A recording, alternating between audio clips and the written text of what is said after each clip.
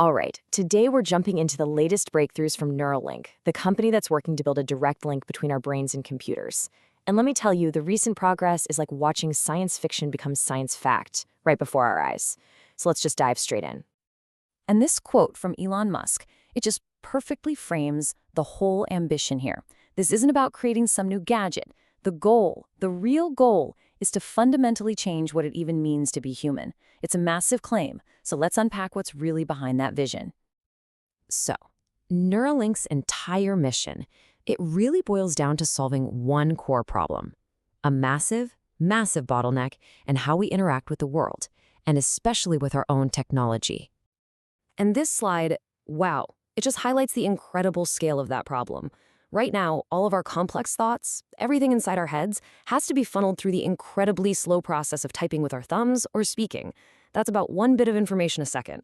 It's like having a supercomputer in your head that's connected to the world with an old-school dial-up modem.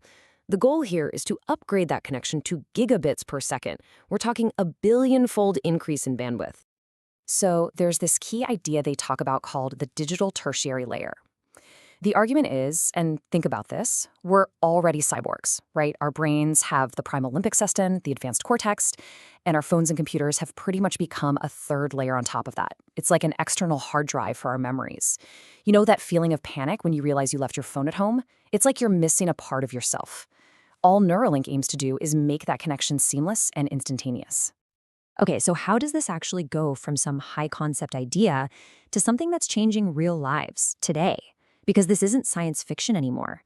It's already having a profound real-world impact on its first human users. You know, one of the most incredible things we've seen is in gaming. We're seeing participants play Mario Kart, even really complex first-person shooters like Call of Duty, controlling everything: movement, aiming, shooting, all just with their thoughts. This means they're controlling 2 independent joysticks at the same time, which is a feat that was once thought to be pretty much impossible for a brain-computer interface. And get this isn't happening in some sterile lab.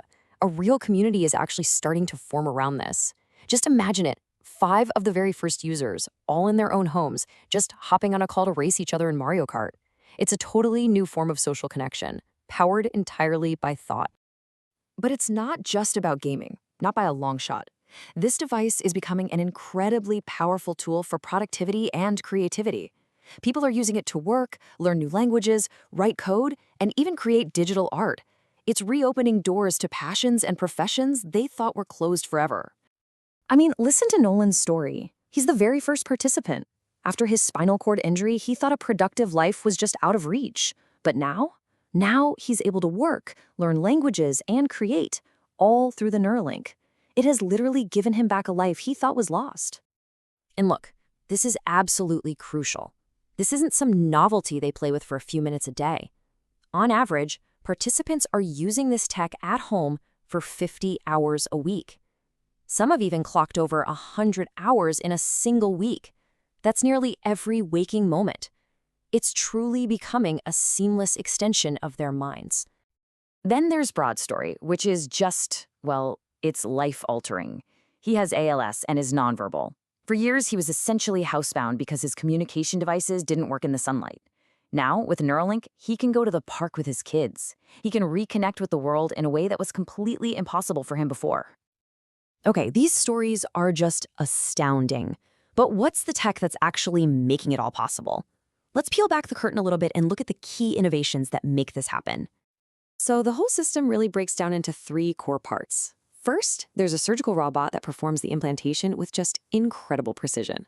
Second, you have the implant itself. It's about the size of a coin, and it reads thousands of channels of neural data. And third, you have these sophisticated machine learning models that decode all that raw brain activity into actual commands. You know, a huge focus for the team is scalability. The next-gen surgical robot, for example, is over 11 times faster at inserting these tiny, delicate electrode threads. That's the kind of speed and automation you absolutely need to make this tech available to more people way more quickly. And that whole idea of accessibility, it's not just about speed, it's about cost, too. It's one thing to build it, it's another to make it affordable. A key sterile component for the surgery is dropping from $350 all the way down to just $15. That is the kind of cost reduction that can take something from a research project to something available to millions of people. And the user experience? Man, it's improving at a blistering pace. What took the very first participant hours and hours of painstaking calibration now takes new users just 15 minutes to get fluid, intuitive control of a cursor. It's getting pretty close to a true out-of-the-box experience. All right, so where is all this heading? The roadmap for the next few years is, well, it's transformative. And like Musk himself says, the future's going to be weird. Just look at this timeline. The ambition here is absolutely breathtaking. Later this year, the goal is to expand from controlling movement to actually decoding speech. In 2026, the aim is to give a form of vision back to the blind.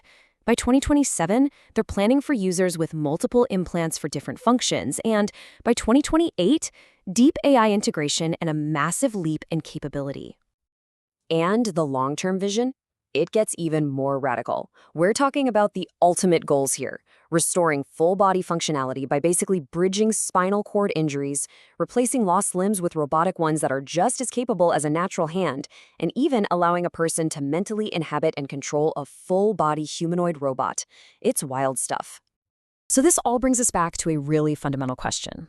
As this technology moves from restoring what was lost to actually augmenting human function, we have to ask ourselves, what would you do with a high-bandwidth brain? What new forms of art or connection or even consciousness might we unlock? It's a profound question for a future that's clearly arriving a lot faster than any of us thought.